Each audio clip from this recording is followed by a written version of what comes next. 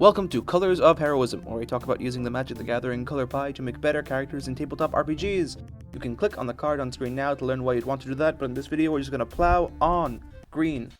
Green is the color of growth through acceptance. It's the color in Magic's history that has undergone the greatest change and mutation in both what it means philosophically and mechanically.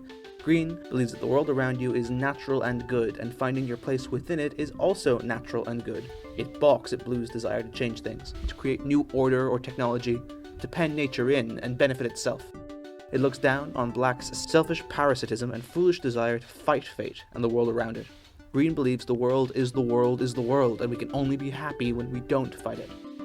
Not to say it's necessarily peaceful. Emotions are natural, violence is natural, predation is natural after all. Green is the perfect midpoint of White's order and Red's chaos. It is guided by what nature decrees is appropriate at each moment.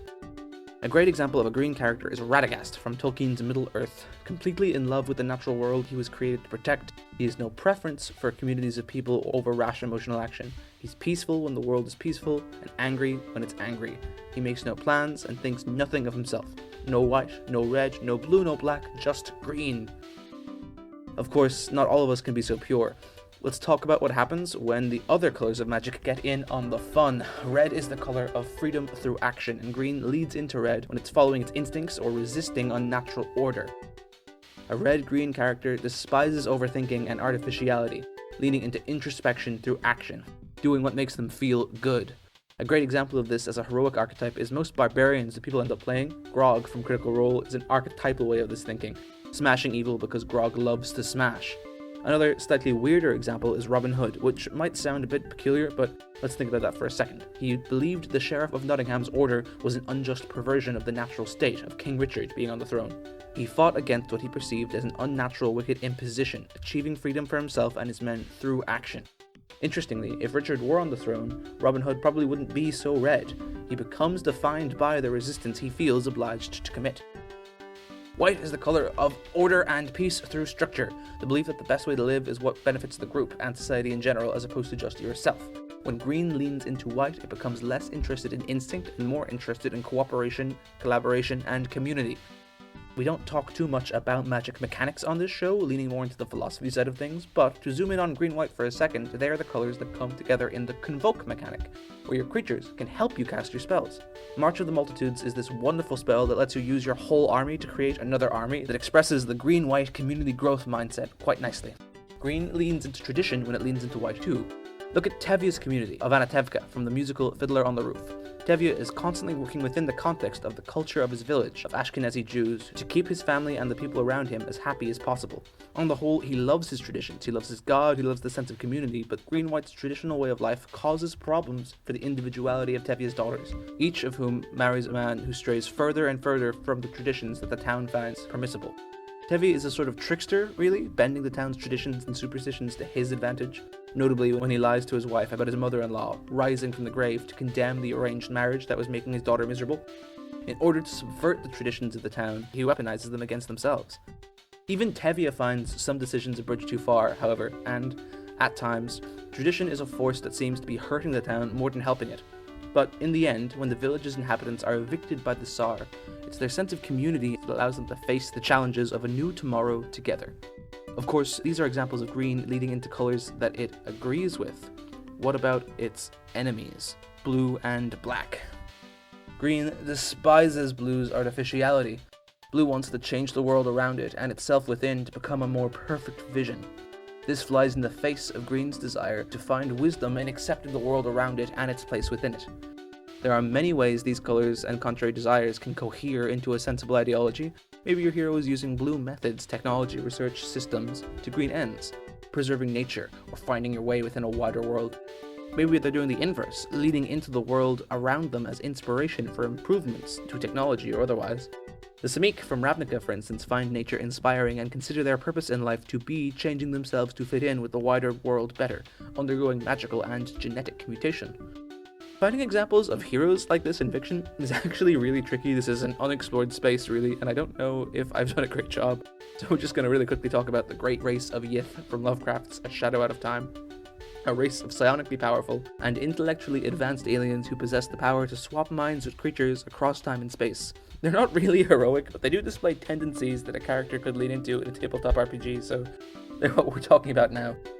They're massively interested in history and culture, being the greatest race of anthropologists ever seen in fiction. By swapping minds the way they do, they learn about other cultures directly and indirectly. They're explorers, take in as much as they can whilst riding around in the victim's body, and the victim in the explorer's body can be interviewed as to what their culture is like. In this way, the Yith have created a fully comprehensive history of the entire universe, seeing at several points key events in their own future, such as their own demise. In a wonderful mix of green acceptance of destiny and blue cleverness and perversion, they get around these disasters by doing a mass body swap with another race. In the novel, we learn that the Yithians are about to be destroyed by an alien menace, but they've foreseen this. They swap minds with a bunch of beetle people in the far future, surviving in the beetle bodies while the beetles die in theirs. A hero embodying traits like this might be someone who, while not cruel or vindictive, is capable of putting people under considerable duress in the acquisition of new information. Someone who is constantly learning about the people around them out of an academic curiosity as opposed to trying to forge a shared understanding. Someone who reads information with no consequence of the danger. Green-blue is quite weird. Green-black is more understandable. Black is the color of selfishly seeking satisfaction and power through opportunity. It disagrees with green on the notions of tradition and destiny. Black sees no value in preserving or conserving the old. Black will use and abuse traditions and cultural values at its whim in pursuit of whatever it wants. Green believes in destiny, that accepting one's fate is the true path to happiness. But Black believes that destiny should be thwarted at all times. The idea of a force controlling its future is antithetical to what it wants.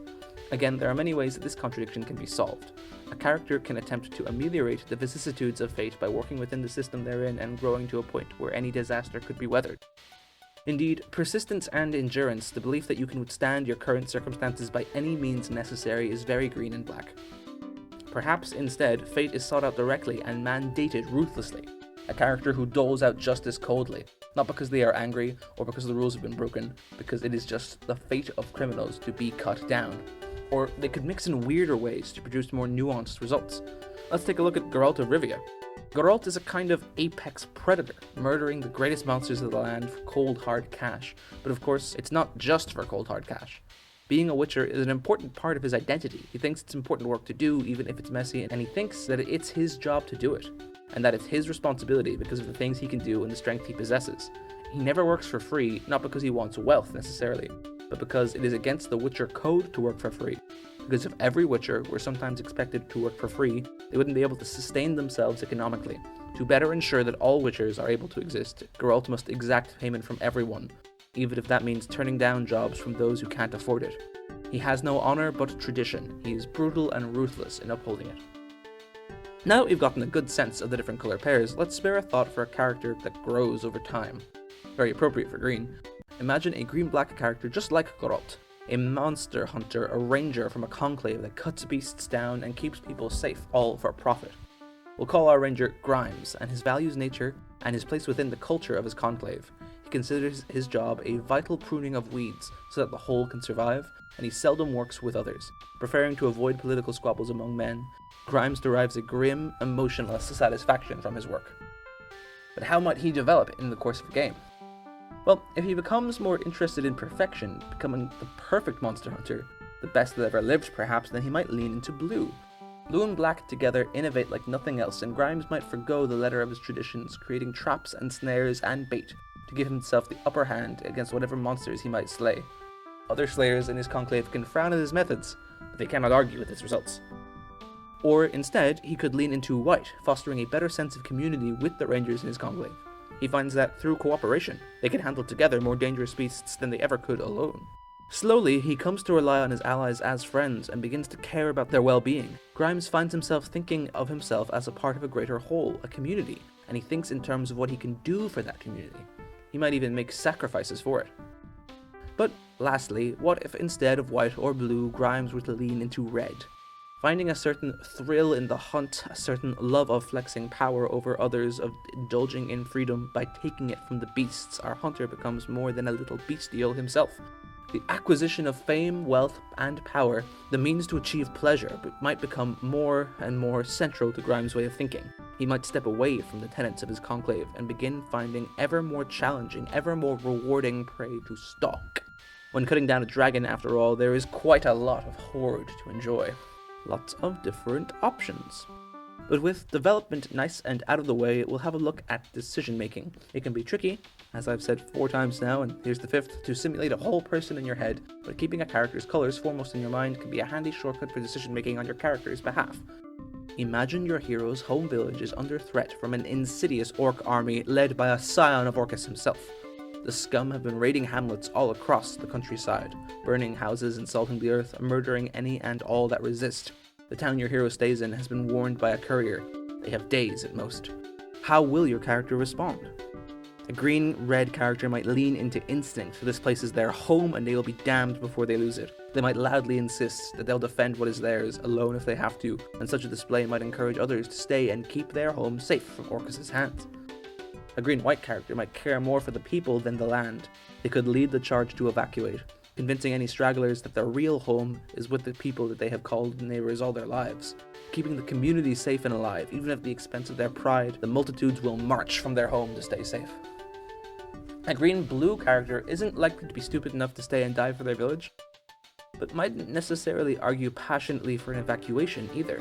This is the green character most interested in knowledge and learning, and so they might watch the battle for the town from a safe vantage point to gain knowledge on the forces of Orcus. Any who choose to stay and fight and do not rise to the occasion were hardly destined for greatness to any capacity, and green-blue is seldom driven by remorse or compassion. And besides, if the events are truly notable, green-blue might even record them in a story.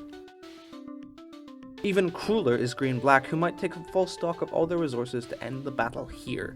The careful use of setting traps, abusing local knowledge, and ensuring the most expendable people of the village take the riskiest points of resistance, a green-black character will, without a hint of honor, handle the incursion if it's within their abilities. And if they think the village isn't up to the task of defending itself, or if there's a real risk of failure, they won't hesitate to simply flee. In this video, we've done an overview of green and its 4 color pairs, leading into popular culture to get a wide sense of perspectives. As we've done so, we've taken a gander at using the color pie as a system to frame character development in an actionable way, and we've looked at using colors to make believable snap decisions as our characters. If you liked this video, you could subscribe to get more. Check out our Discord if you want a place to chat Magic, D&D, and anything else. We do have fun there, and if you know someone making or playing a character that you think this video would help, please share it with them. Alright, that's that. Safe home.